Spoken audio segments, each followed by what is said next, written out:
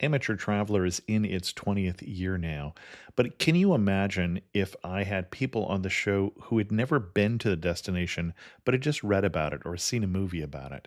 That wouldn't make any sense at all, and you wouldn't listen. We all know how important it is to receive advice from people who know a destination to get the most authentic local experience. And a great option for experiencing this is Explore Worldwide and their authentic small group adventures, led by local tour leaders, perfect for solo travelers who want to meet like-minded people with a desire for adventure. I'm often an independent traveler, but 2 of my last 3 trips were with small group tours because they organize everything and it's a lot easier. If you want to recreate the tour I did to Malta, they have a Malta and Gozo Discovery Tour. I'm intrigued by one of their tours called A Taste of Sicily. The company again is Explore Worldwide, and visit exploreworldwide.com to learn more. And thanks to Explore Worldwide for sponsoring this episode of Amateur Traveler. I got my bags packed, I'm on a roll. I'm heading out there and I'm ready to go. Looking real good in my passport photo.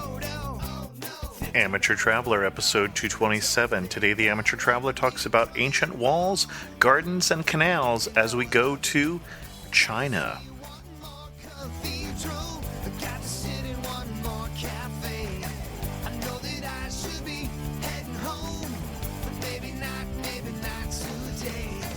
Welcome to the Amateur Traveler. I'm your host, Chris Christensen. Today I have a number of short news stories for you. We talk sometimes about traveling light and taking carry-on luggage. One reason to do that, and one reason not to. Not to is if you're flying Spirit Airways, they're going to be charging you. That's right, they're actually going to be charging for carry-on bags that go in the overhead bin. And they're going to be charging as much or more as checking bags. But, on the other hand, a study now shows that airlines are losing 3,000 bags every hour of every day. That's something to give you thought. That is, of course, checked luggage. And if you're afraid of checking luggage, you might relate to the 2 women who tried to smuggle a dead relative onto a flight. That's right. They put him in a wheelchair, put sunglasses on. This is not Weekend at Bernie's. This is a true story that happened, and I'll put a link to that in the show notes at amateurtraveler.com. Those extra fees seem to be getting a little out of hand, but at least no one's charging you to use the restroom on the plane. Oh, wait. Ryanair has just announced they're going to be doing that on flights of less than an hour duration in Europe. And then finally, good news. If you book your travel online, a judge has ruled in favor of online travel sites that they do not. That is correct. They do not have to collect local lodging taxes on fees for securing hotel rooms. That's going to send some lawmakers back to the drawing board, I'm sure. For links, again, to all of those stories, check out the show notes at amateurtraveler.com. I'd like to welcome back to the show Lee from Atlanta, currently in China. Come back to the show to talk to us about a different part of China. Lee, welcome back to the show. Chris, glad to be back. Lee talked to us last time about Beijing, and you pitched this time Shanghai, and why should people be interested in that area this time of year, or this year? Well, coming up in 2010, from May to October, there's going to be the Shanghai Expo, which I'm not entirely sure a lot of your listeners will have heard of this, but it's a pretty big event. It is the World Fair. Right. Mm-hmm. I know in 2005 they held it somewhere in Japan, and believe they hold it semi-regularly. So this is the first time it's been in a developing country.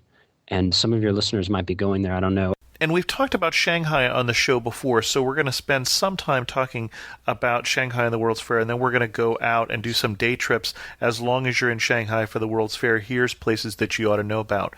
Anything else we should know about the World Expo first? It seems more like a business thing. They're building houses. Each country actually builds its own house. Uh-huh. For example, the U.S. is actually building kind of, I believe, like an office building, and Denmark's building that's supposed to be the greenest house in the world, something like that.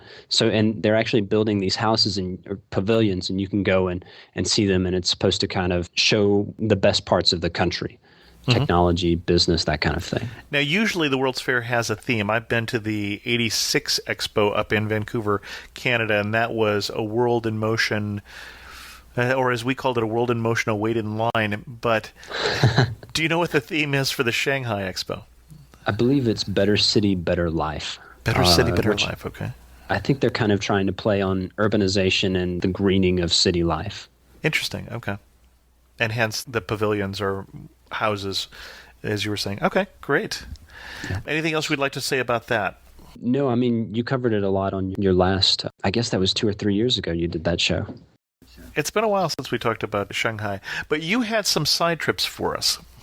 Yeah, when I pitched it to you, I was thinking more of like weekend trips, basically, from Shanghai. If you're there for the expo or any other reason. I had 3 weekend trips, one to Nanjing, one to Suzhou, and one to Hangzhou. Hangzhou is about an hour away, Nanjing is 2.5 hours away, and Suzhou is all of about 40 minutes away.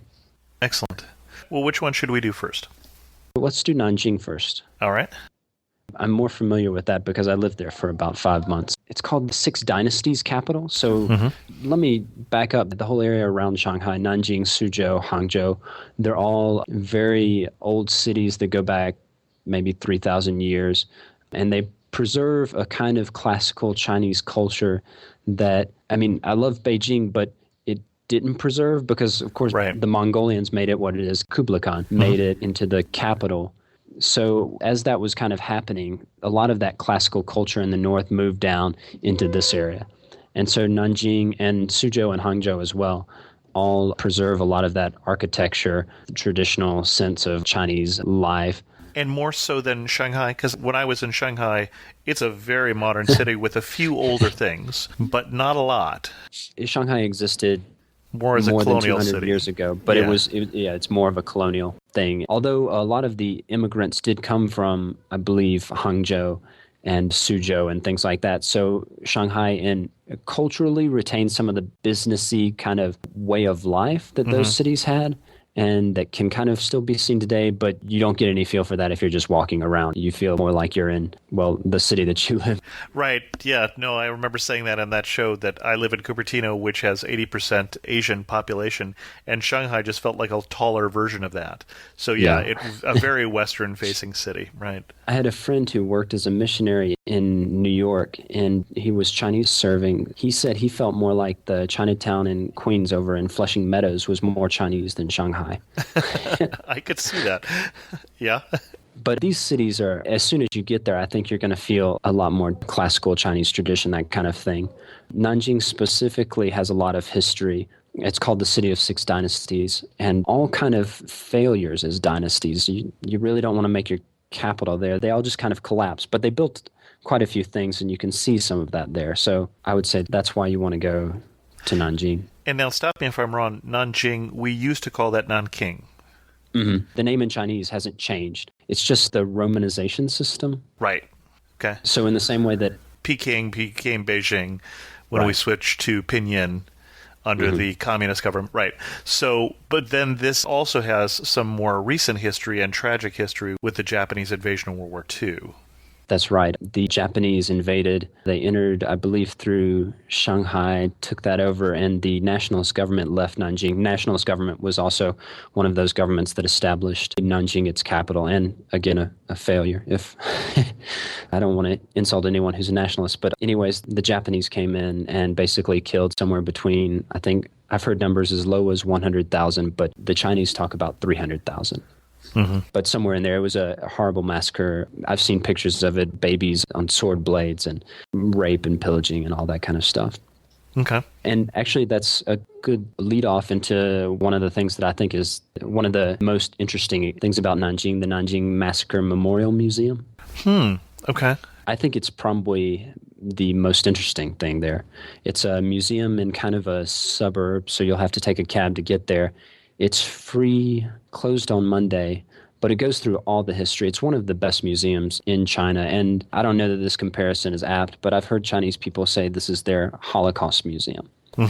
And it is very well done, and you kind of get a feeling for how horrible what happened there was. Lots of displays. One of the interesting things I remember, it's been 6 months, I think, since I went there, but still sticks out in my mind, is we think of Nazis as kind of being the bad guys. And of course, Nazis did a lot of bad things, but in the museum it talks about, I believe it's just one or a group of Nazis because they were working with the Japanese. Sure. So the Japanese really couldn't harass them too much, and they were able to save, several Nazis were able to save a lot of the Chinese citizens there. Interesting. And able to hold them in some compounds, and the Japanese weren't able to get to them. Ironic. I would say actually spend maybe half a day there. It's really interesting. It's not just a museum. They have several memorials, and the way the architecture is done in the museum, it's very somber. It's a good memorial as well. The building is built on top of one of the places where some of the people who were massacred were buried. You can go into one of the little buildings, and it takes you down into an excavation area. So very, very sobering. Okay. What else should we see in Nanjing? The other big thing is Zijinshan, which is Purple Mountain. It's where the famous Sun Yat-sen is buried. Okay. Because the nationalist government came there after he died and established its capital there, they built quite a large mausoleum to him. I actually don't think that's the most interesting thing on that mountain. I think the Ming Emperor tomb is more interesting, but it's less famous. But I would recommend going to both of them. And Ming Emperor, so that'd be 1500s or so? Yeah, right at the start of the 1500s, I think he was buried. The Ming actually also had its capital in Nanjing for this one emperor, and then it moved it up to Beijing, actually. So that's why he's buried here. It's quite similar, actually, to the Ming tombs outside of Beijing. Okay.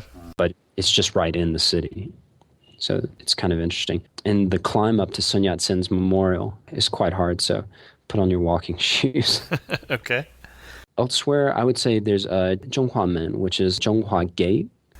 Okay. Unlike Beijing and most other cities in China, Nanjing still has its old walls, some going back quite a ways. And this is a gate in the southern part of the city where you can go and climb up on top of the wall and walk around. They've got a few exhibits there, if I remember correctly. Nothing particularly interesting, but the walking around in the gate and kind of getting the feel of what it would have been like to be on the wall. And you said Zhonghua Men? Zhonghua Men, so that's... so it's the middle something gate. Yeah, Zhonghua is... because China's official name right now is Zhonghua. It's Chinese. It Chinese. Means, Got it. Right. Okay. Got it. That's a pretty interesting exhibit and kind of an interesting look at history. Sorry, this is all history. Well, you don't need to apologize to me. I'm the one who loves history now. There may be some other listeners who are tuning out now, but if they aren't interested in history, what is there for non-history buffs in Nanjing? Shopping, food, sites? There's a bit of shopping, actually. You can go to FuziMiao. That's Fuzimiao. It's a Confucian temple, and you can look around the temple. It's kind of interesting and open fairly late, but the area around that is pretty famous for shopping. Particularly tourists going there shopping. You can buy kind of a lot of older Chinese clothes, more traditional.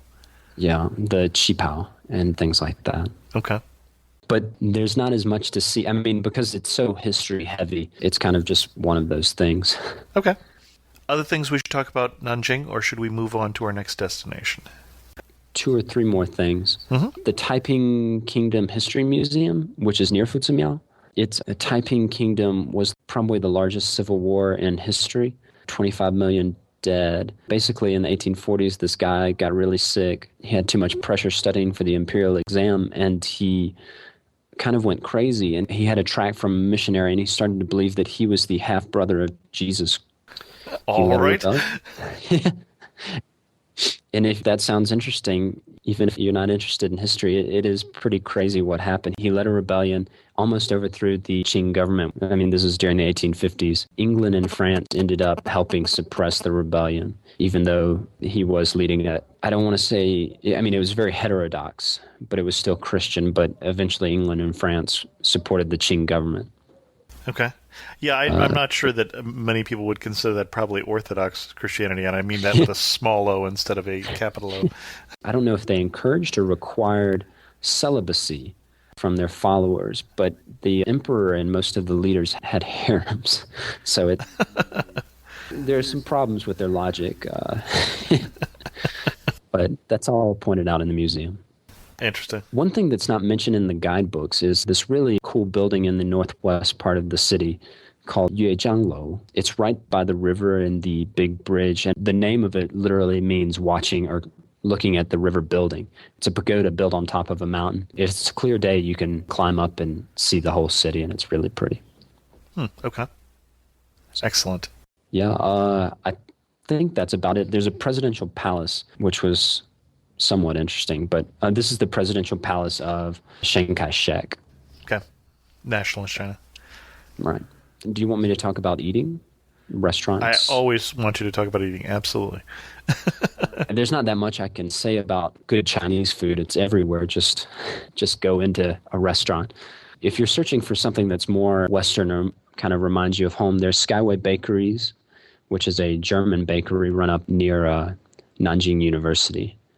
And there's Le Sens, I forget my French so bad. The Five Senses. Okay. It's a French restaurant also near Skyway's Bakery. If you're coming from the United States or Western Europe, comparatively cheap. For 160 renminbi, you can go to Tairo, which is a Japanese restaurant. It's all you can eat, sushi, anything they have on the menu. They have the kind of grilled Japanese food where they throw it around in front of you, and they have all you can drink milkshakes and obviously other Japanese drinks. So that's something I would recommend.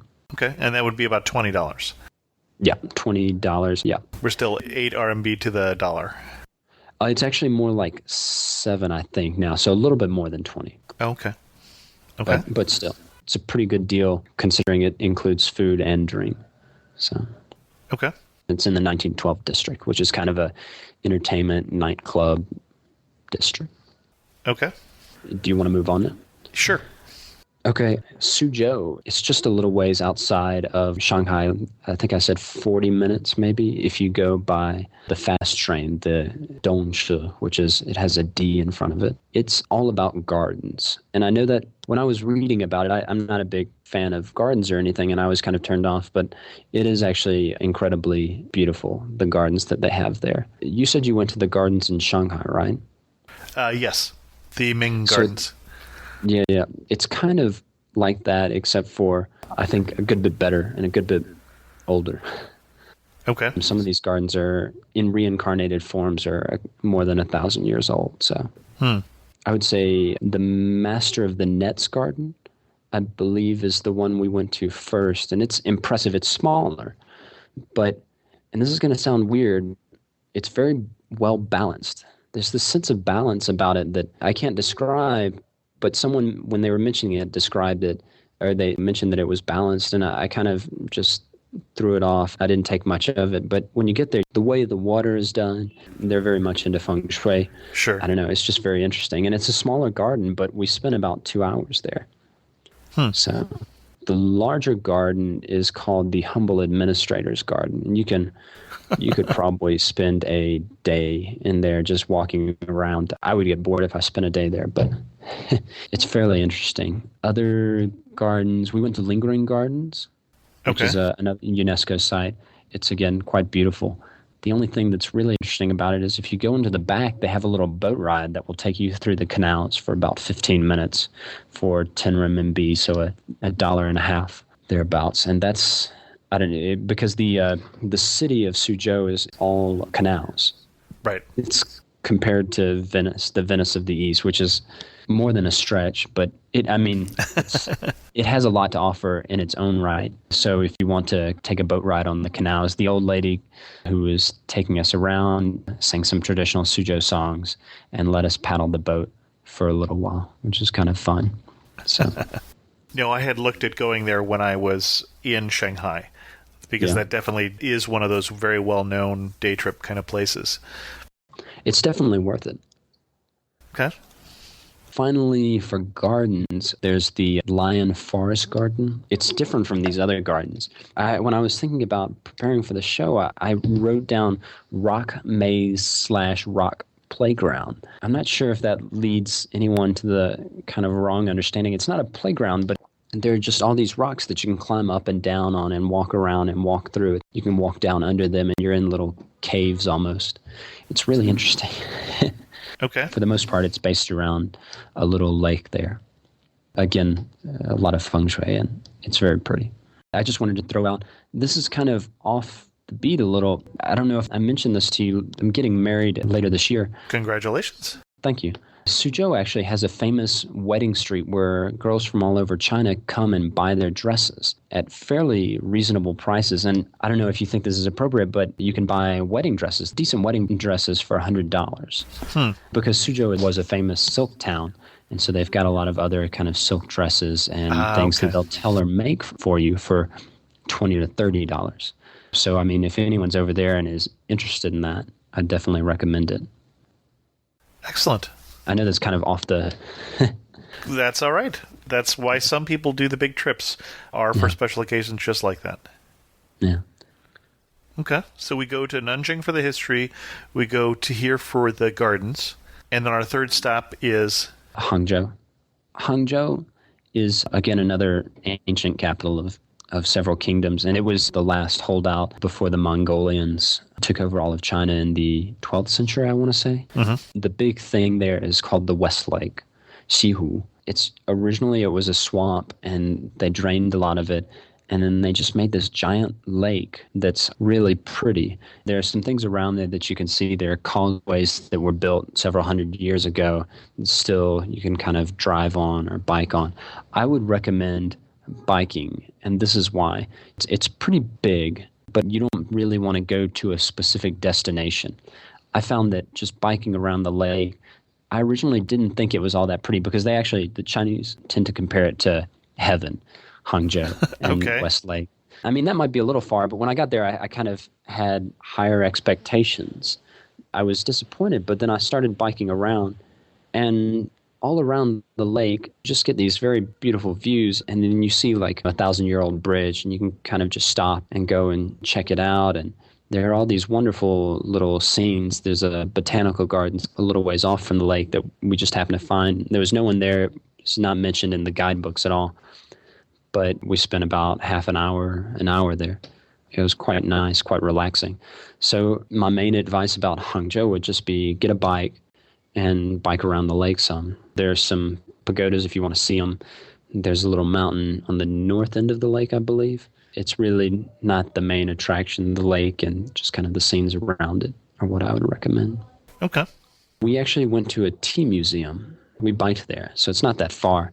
It's pretty interesting. And they had just kind of the history of tea in China, different kinds of tea, some dubious health-related issues. They had this 100-year-old man with a giant beard saying he was able to live as long as he was because he was always drinking tea. I'm not entirely sure It's actually a lot of truth to that. And really? The biggest thing, and this is something that happened in where I live in California, when the Chinese came in to work on the railroads, at first they didn't want them to cook traditional. They wanted them to eat what everybody else is eating, and they said, well, why don't you let us try what we normally would cook? And they were much healthier, but part of it is they're boiling the water. Oh, okay. So, the two things, you have the advantages certainly of antioxidants and such in the tea, but just the fact that, especially in that day and age, when you're drinking something that is boiled, you're going to be healthier. Yeah. And I mean, this is something that your listeners will probably want to keep in mind. Boiled water is still very popular here. Right. And it took me a while to figure that out, but I think you're right. That's the reason. Just because it's so much healthier to drink stuff that has had all the bacteria killed. Well, and it was surprising for me, even in Shanghai, because, and we mentioned this on the Shanghai show, but that's been a long time ago, that I stayed in a Marriott in a very, very modern building, gorgeous hotel room, because I was there on business, and yet still you couldn't drink the water. Right. It felt like a very Western city. It felt like a very Western hotel and such. So you just had to keep reminding yourself that it still wasn't safe. And They had the bottled water in the room, just so you knew, and signs up that it wasn't potable. But that is still not the highest priority, at least when I was there. And I'm guessing they had the little water heaters too, right? Not where I was, but because it was a very modern hotel.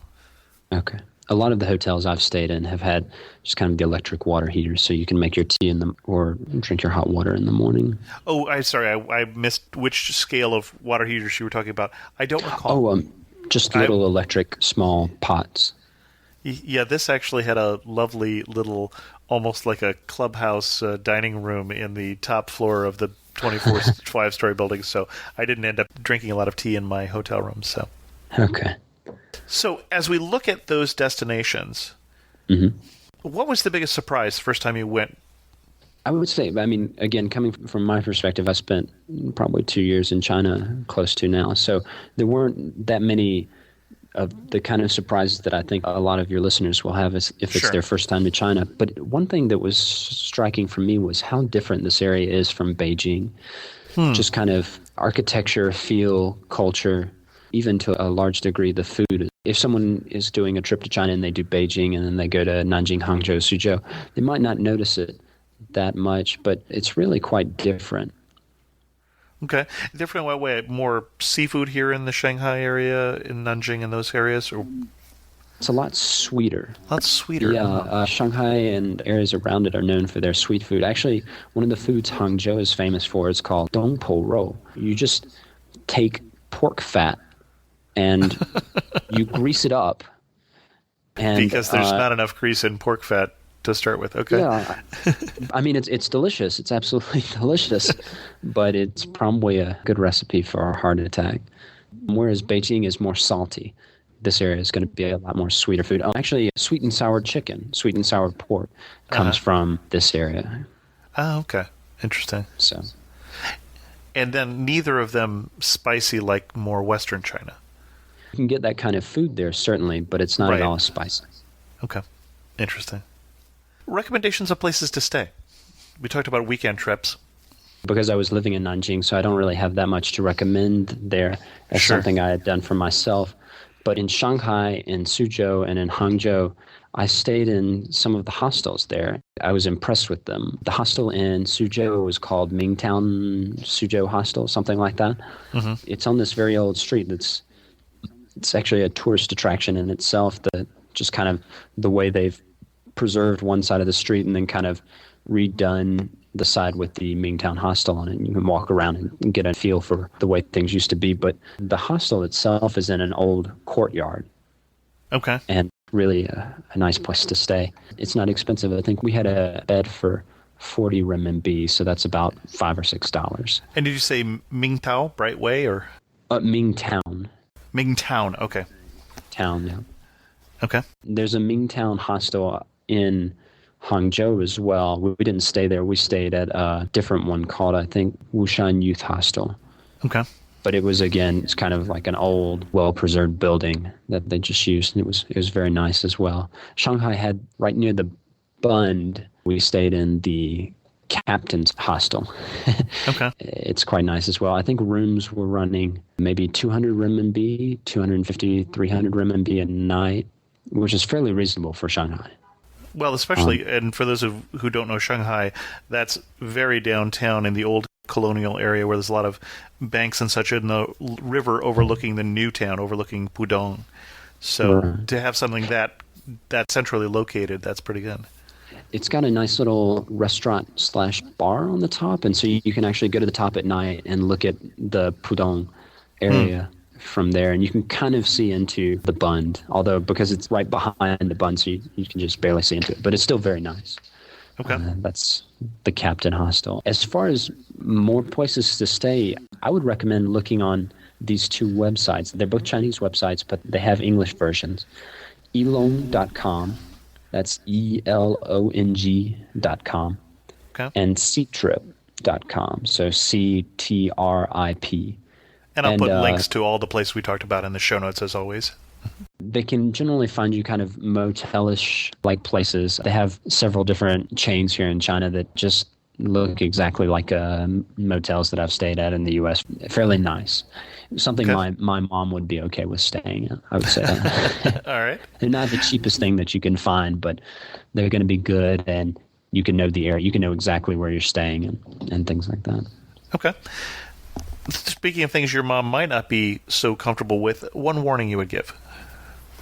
It's not particularly an unsafe area, so I can't say too much about that other than the normal kind of be careful tourist line. I would say one warning would be learn to use chopsticks. and if you don't, bring a fork because they don't have them. So, Excellent. I think that was the warning you gave last time, so that seems like you're finding that all over China. Yeah. Okay. Yeah. Yeah, that's all I can think of. It. Maybe try and take a class in Chinese like you did. Okay. As we go to wind this down, we talked about my experiences in Shanghai, that it was so familiar, in some ways too familiar. When do you feel furthest from home in that area? I think it's got to be when I was on that little boat in the canal in Suzhou, and the old lady was singing in the Suzhou dialect, which I can't understand a lick of, and she was trying to get me to row the boat. That's probably the most familiar, or the most unfamiliar, the farthest away from home I've ever felt in one of those cities. Interesting. The whole region there is called what again? Jiangnan. Jiangnan? Which Jiangnan. Jiang literally means river, and Nan is literally south. So it's kind of the southern part of the Yangtze Delta region, the area around Shanghai. And finish the sentence. You really know you're in Jiangnan when what? When you can't eat another slice of Dongpo roll because it's just too fatty. Okay. Just you can't take any more oil. Your heart says, "I'm going to quit if you don't stop eating that." Okay. And if you had to summarize that region in 3 words, what 3 words? Ancient. Okay. I'm going to hyphenate this one. Classical Chinese. Okay. And business oriented. The region is actually very famous. I mean, Shanghai comes out of that kind of tradition. And so you're saying not just recently, but that it's had that tradition for a long time. Yeah. Yeah. Interesting. Well, Lee, thanks so much for coming back on the show and preparing people to go back to Shanghai for the Expo here and giving them some ideas of things to do while they're there. We'll send the history buffs one way and those people who want to be in the canals another. So, yeah, sorry I couldn't do less history. I know that bothers some people, not you, but not you me. and me are in the same boat. Thanks so much for coming. Yeah, it's great to be back on the show. Thanks, Chris. It's after midnight on a Friday night as I try and put this together, and so I'm going to try and wrap this up fairly quickly. We're going to skip the internet news, and I just did a half episode on Maui this week, so we just covered a bunch of community news. But I did want to say, remember the Egypt photo tour that Ralph Velasco and I are doing, and again, that's amateurtraveler.com/tours. And if you don't know what they called a party in ancient Egypt, then you're clearly not on the Amateur Traveler newsletter. You can join that at amateurtraveler.com/newsletter. I could use your help with one thing. If you could try and bring up amateurtraveler.com at work and tell me if that works. Leave that as a comment on this episode or send me an email to host@amateurtraveler.com. I ran into some issues where, for instance, Alaska Airlines that I was trying to do something with, they can't get to amateurtraveler.com because their firewall blocks apparently any site with the word amateur. So I'd like to see how widespread that is, if that's something I really need to change the name of the show, I guess is the only way around that. So if you could tell me whether that works for you or not, that would be very helpful. With that, we'll bring this episode to a close. As I said, send an email to host@amateurtraveler.com if you want to reach me, or leave a comment on this episode at amateurtraveler.com, or follow me on Twitter at Chris2X. And as always, thanks so much for listening. I got to see one more cathedral. I got to sit in one more cafe. I know that I should be